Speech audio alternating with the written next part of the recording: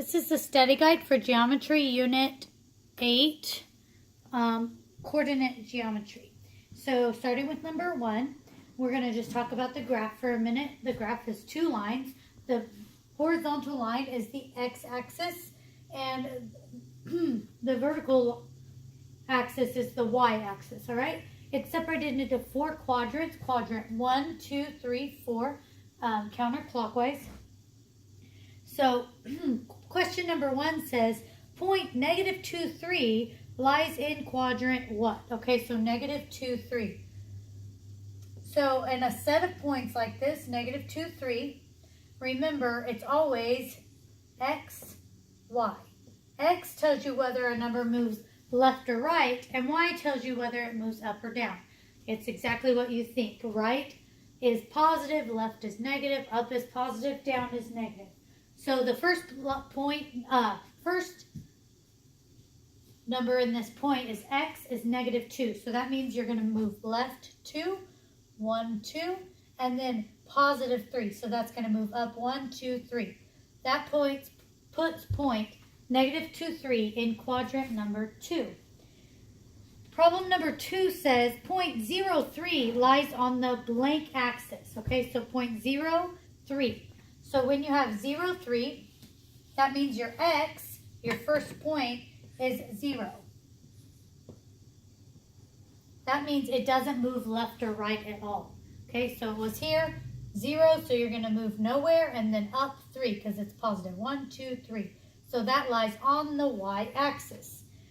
Now, problem number 3 talks about the slope of a line. Slope is how a line tilts. So they ask, any line with no slope is parallel to the y-axis. Oh, sorry, it's parallel to what axis?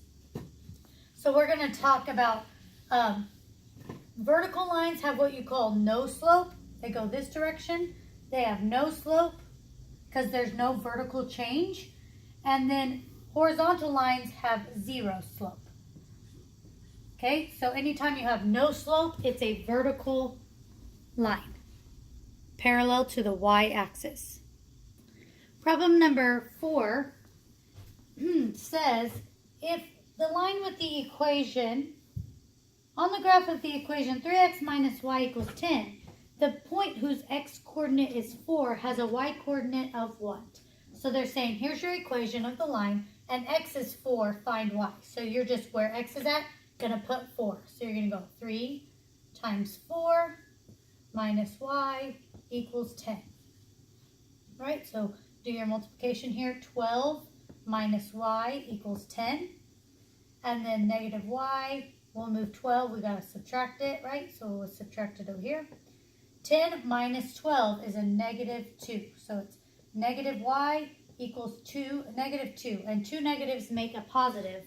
So that means y equals 2. So when x is 4, y is 2. Moving right into number 5 and 6, we're going to talk about equations of circles. The circle of an equation is x minus h squared plus y minus k squared equals r squared. All right, where the center is hk and r equals the radius. Okay? So they say in problem number 5, what is the center and what is the radius? That's what they're asking. So they give you the equation x plus 3 squared minus, it's x plus 3 squared plus y minus 2 squared equals 36. All right, so remember your center is at hk. The original equation says minus. So in this case, where h is +3, that means it was actually -3. Okay, so I had to put in there -3. So that means our center is at -3 and y minus 2. So that means +2. And then this is r squared. So you have to get the square root of that. Square root of 36 is 6. So that means the radius is equal to 6. On problem number 6, it's a true and false question. It says if the equation of a circle is x minus 3 squared plus y minus k squared equals 16, it passes through points 2, 3.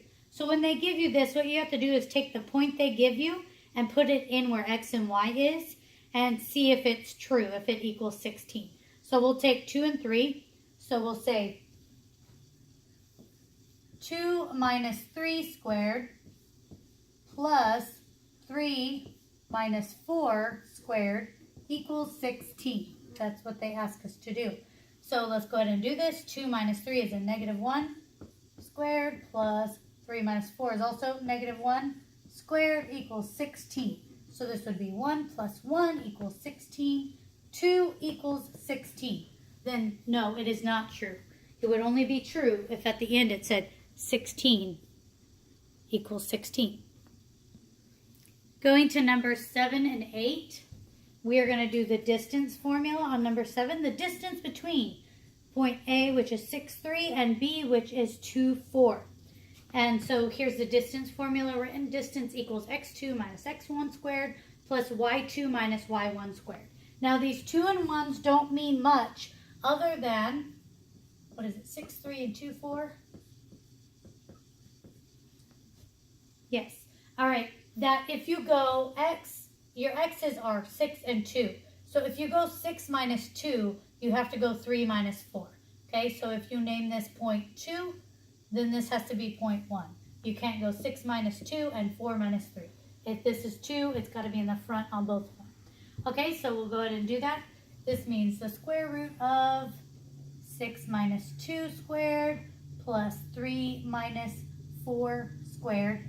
6 minus 2 is 4 squared plus 3 minus 4 is negative 1 squared. 4 squared is 16. Negative 1 squared is 1, which equals 17. So the distance between these 2 points is square roots of 17. Number 8 is the midpoint. Midpoint formula, you just add your x's and divide by 2. Add your y's and divide by 2. That's the formula for midpoint. So they give you the points, the same exact point, 6, 3, and 2, 4. So we're going to find the midpoint of these. That means we're going to add 6 plus 2. 6 plus 2 divided by 2 for x. And 3 plus 4 divided by 2 for y. 6 plus 2 is 8. Divided by 2 is 4. And 3 plus 4 is 7. 7 can't be divided by 2, so they'll just have you write it 7 over 2. So the midpoint of this is 4 and 7 over 2. Numbers 9 through 11, we're going to talk about slope. Slope is equal to, M represents slope, y2 minus y1 over x2 minus x1. Same thing that applies for the 2's and 1's. You just got to make sure the first number is from the same set. So they give you the points, same points, 2, 3, and 6, 4.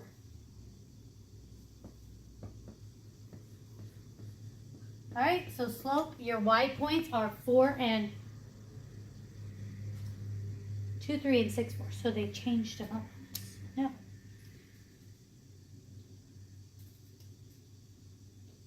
Yes, okay, 2, 3, and 6, 4. So for this, you got to go y minus y over x minus x. So your y points are the 4 and the 3. So I'm going to go 4 minus 3, 6 minus 2. So that means you're going to go m equals 4 minus 3 over 6 minus 2. M equals 1 over 4. 1/4. So the slope of this line is 1/4.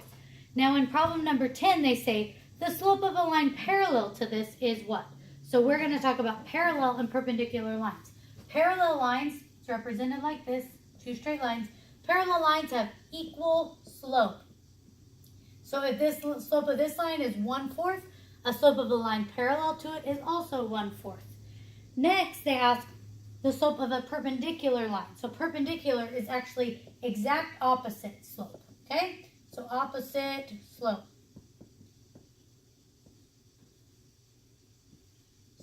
Okay. Opposite slope. that means it's the negative reciprocal. That means you take it, you invert it, and you change the sign. So 1 over 4 would change to 4 over 1, and it would change the sign. So it would actually be negative 4 over 1, which just equals negative 4. So parallel, same slope. Perpendicular, the negative reciprocal slope. Numbers 12 through 15, I think we're going to talk about the equation of a line. Okay, so the equation of a line, we use the point slope formula, which is y minus y1 equals slope times x minus x1. For this, you need exactly what it says. You need a point and a slope. Okay, so let's start talking at number 12. Indicate the equation of a line through point 6,2 and parallel to the y-axis. So if you'll remember at the beginning of this video, they asked us what kind of slope a line has that's parallel to the y-axis, and we had to say no slope. Okay, no slope. So a vertical line or a line that's parallel to the y-axis is actually an x line. Automatically it has no y, it's just x. X equals whatever the x point was, and in this point it was 6. So it's just going to be x equals 6. Okay, but number 13, they give us a problem. Indicate the equation of a line through point 5,3 and having a slope of 2,5. So already they give us our point, 5,3, correct? 5,3 and having a slope of 2 over 5. So we already have both things we need. We have our point and our slope. We can just do this equation. So to do this equation, remember the y and x here stay. And this is where we insert our point and our slope. So we're going to do y minus the y point, which is 3, equals slope, which is 2 over 5, times x minus the x point, which is 5. All right, so when you have a fractional slope, what I like to do is just move my denominator and multiply it on this side, and just multiply the numerator on that side. Then you don't have to multiply by a fraction. All right, so we'll just do our distributive property on both sides. So on this side you have to go 5 times y is 5y, and then 5 times 3, actually a negative 3 is a negative 15, equals 2 times x is 2x, 2 times negative 5 is negative 10. Now at this point you want to put it in standard form. Standard form puts x and y on one side and everything else on the other. So you look at this equation, and wherever x is positive, we want it there. X is positive where it's at right now. It's right here at 2x. So we want to move the y over here with it. Y over here is also positive. So when we move it, it becomes negative 5y. Over here, we already have a negative 15. And we're going to take this 10, and it's actually going to add on this side. So negative 15 plus 10 is negative 5 equals 2x minus 5. So written in standard form would say 2x minus 5y equals negative 5. So that is the equation of a line when they give you your point and your slope. That's probably the simplest way. Number 14, they ask the equation of a circle. Let's skip over to problem number 15 real quick, and we'll do this problem, then go back to 14. Number 15 is indicate the equation of a line that is the perpendicular bisector of the segment whose endpoints are negative 1, 6, and 5, 5. So we'll put those up here. Negative 1, 6, and 5, 5. So two things about this. It's perpendicular, so we need the opposite slope, and it's a bisector. So that means it goes through the midpoint of these. So first off, we need to get the midpoint. So remember, midpoint is you add your x's, divide by 2, add your y's, divide by 2.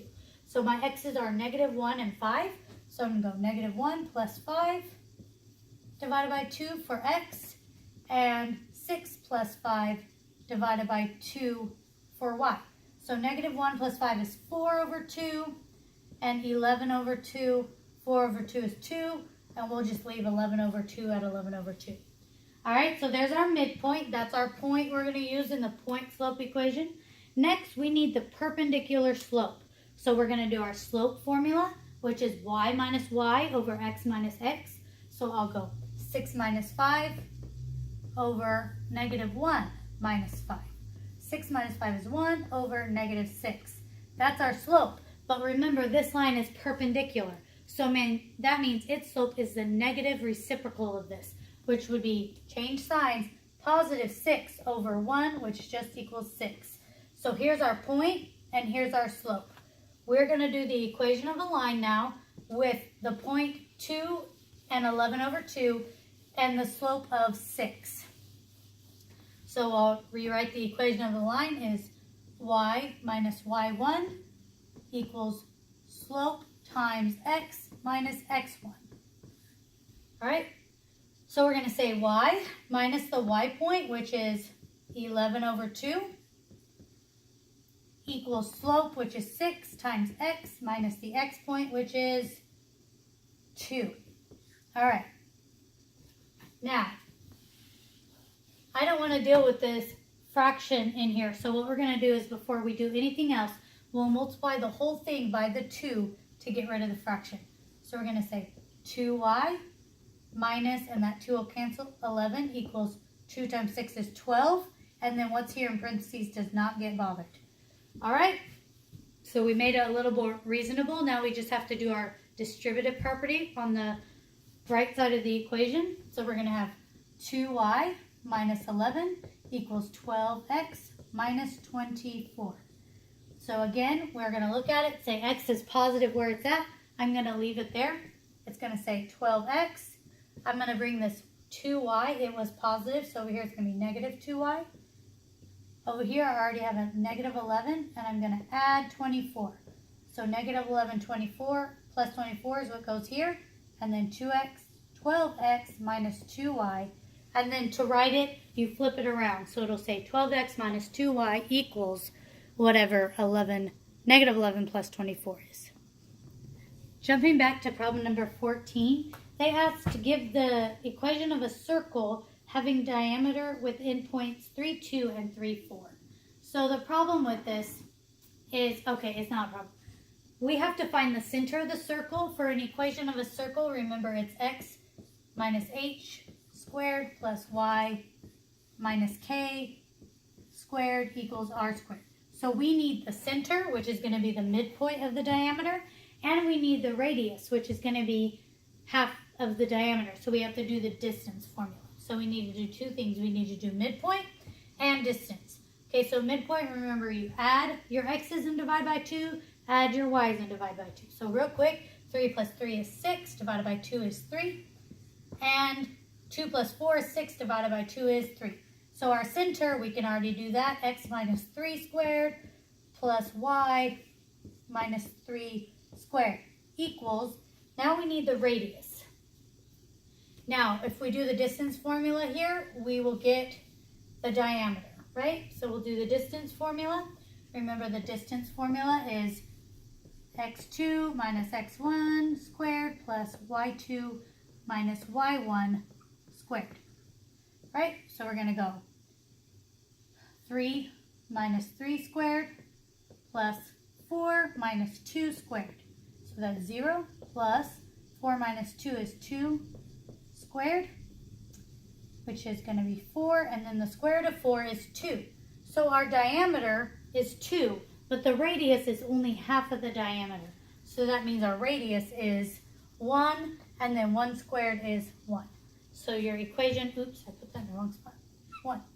So your equation of this circle should be x minus 3 squared plus y minus 3 squared equals 1.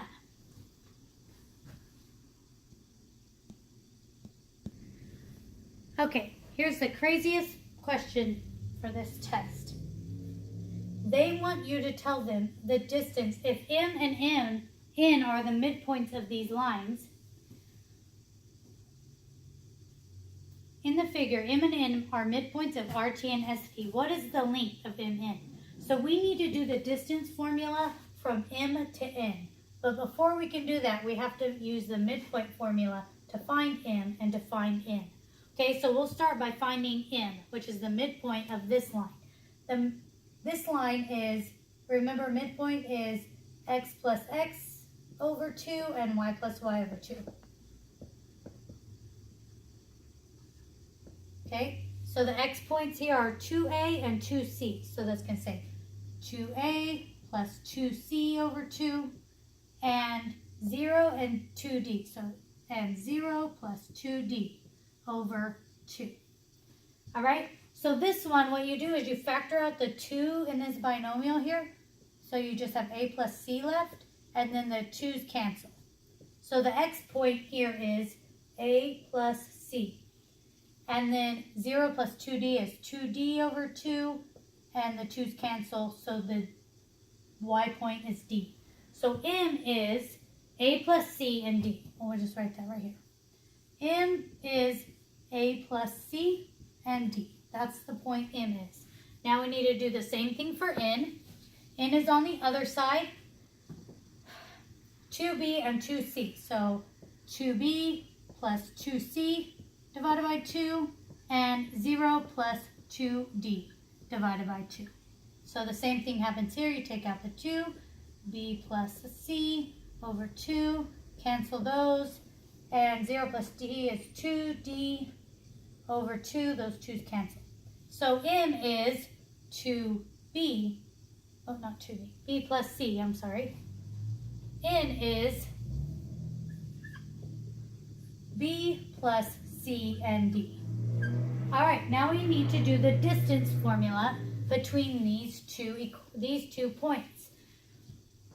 The distance is, remember, square root of x2 minus x1 squared plus y2 minus y1 squared. All right, so our x points are a plus c and b plus c. So we'll go a plus c minus b plus c, and then all of this has to be in parentheses and say squared, plus, and then the y points are both d, so d minus d squared.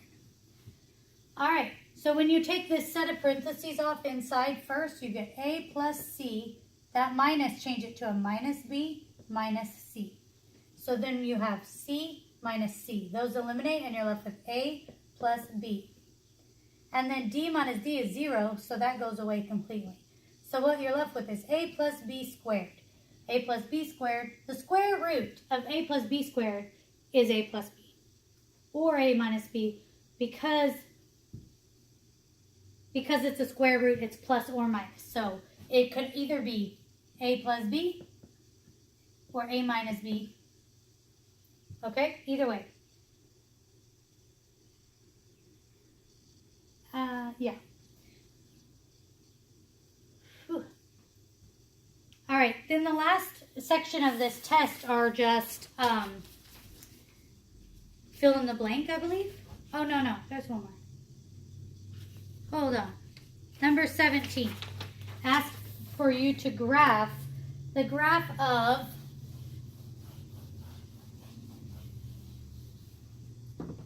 -1 is less than or equal to x is less than or equal to 3. So actually when you read this, it says x is greater than or equal to -1 and less than or equal to 3.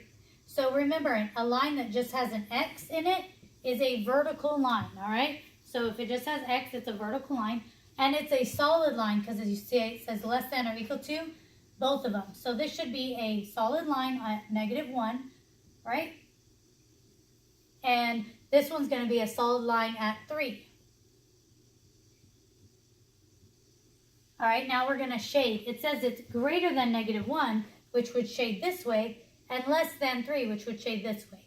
So you ignore all the outside. This is what would be shaded by both. Just this middle. Because it's a sentence, it doesn't say this or that or the union, then it's just what's shaded by both, which is just this middle piece right here. All right, these last few questions are fill in the blanks and true and falses. We'll just go over them real quick.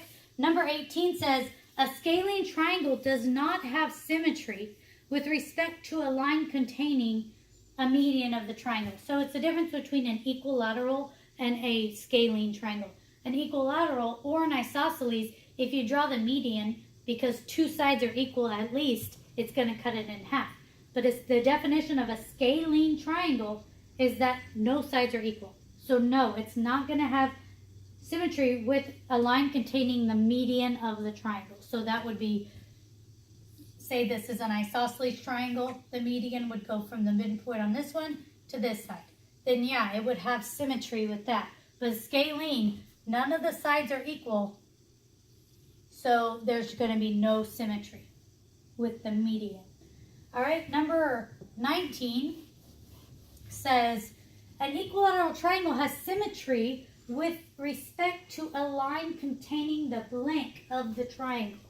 All right, so an equilateral triangle, what they're teaching you here is all sides are equal, and if you draw this line, it has symmetry.